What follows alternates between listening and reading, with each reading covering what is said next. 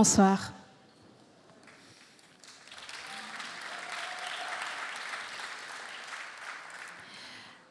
Forêt claire, forêt obscure.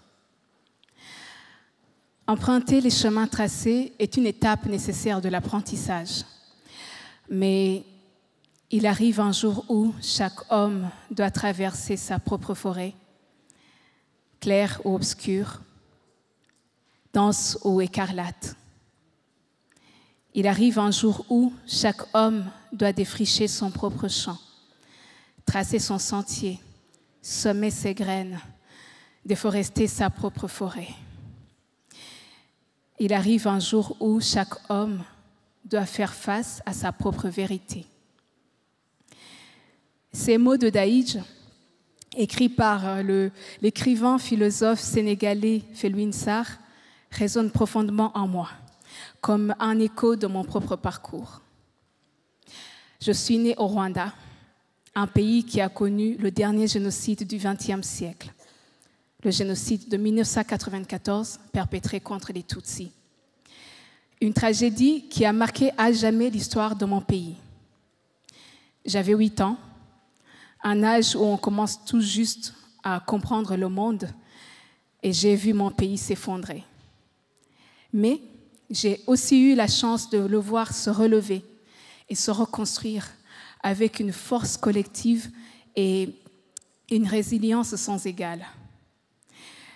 La reconstruction du Rwanda n'était pas qu'une question de route ou de briques.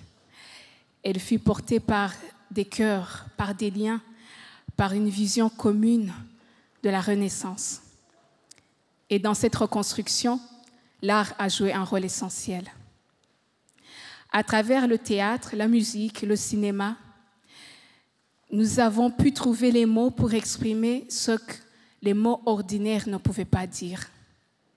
Ensemble, nous avons utilisé l'art pour guérir, pour réconcilier, pour retisser le tissu social qui avait été déchiré. Bien que j'avais eu un diplôme en comptabilité et occupé un emploi stable, j'ai décidé de prendre un autre chemin. Le théâtre et le cinéma m'appelaient, non pas comme une alternative, mais plutôt comme une vocation, une nécessité presque.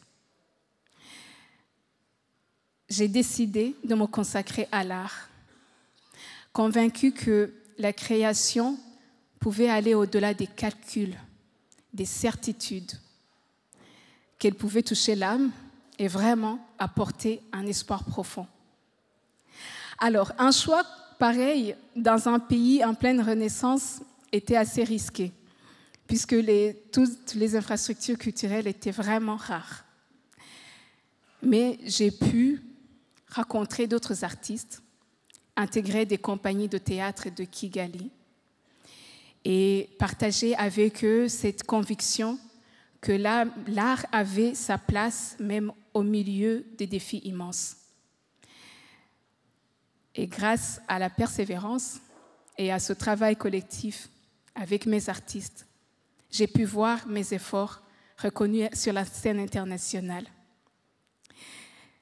J'ai pu obtenir des prix de meilleure actrice dans des festivals internationaux de films.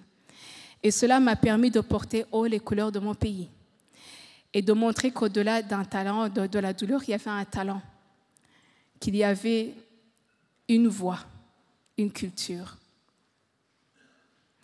Ensuite, la vie m'a amenée à m'installer en France. Vous deviez vous demander pourquoi je parle du Rwanda alors qu'on est en France. La vie m'a amenée à m'installer en France. Je suis arrivée en 2020, une période qui était marquée par l'incertitude et l'isolement pour beaucoup. C'était au moment du Covid. Il m'a fallu tout recommencer, reconstruire ma carrière, trouver un agent, m'intégrer dans un nouvel environnement, dans un contexte où les interactions étaient complètement limitées. Il me fallait du temps, mais surtout de la patience et du courage. Et je ne pouvais pas me douter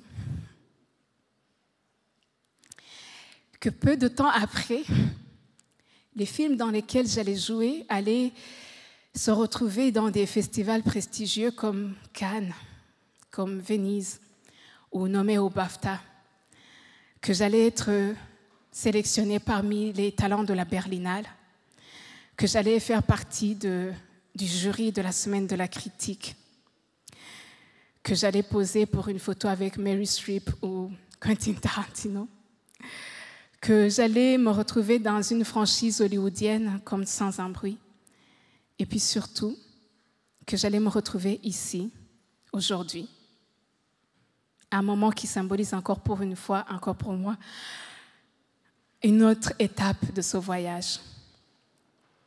La France est un pays plein de diversité où les voix du monde entier se rencontrent, s'enrichissent. Et au-delà d'une autre identité que j'ai acquise, j'ai pu y redécouvrir l'art. J'ai pu participer à d'autres collaborations et j'ai pu amener ma propre perspective dans cette mosaïque culturelle. Mais ceci dit, dans le monde artistique, nous avons encore un chemin à parcourir pour que chaque voix puisse trouver pleinement sa place, que toutes les histoires puissent être racontées. Aujourd'hui, en prenant la parole, je souhaite rendre hommage à tous ceux et celles qui, comme moi, choisissent d'avancer sur des chemins encore inexplorés, de traverser leur propre forêt, d'oser assumer leurs rêves et d'enrichir notre espace public d'autres perspectives, d'autres touchs. Nous avons tous des sentiers à défricher, des histoires à raconter.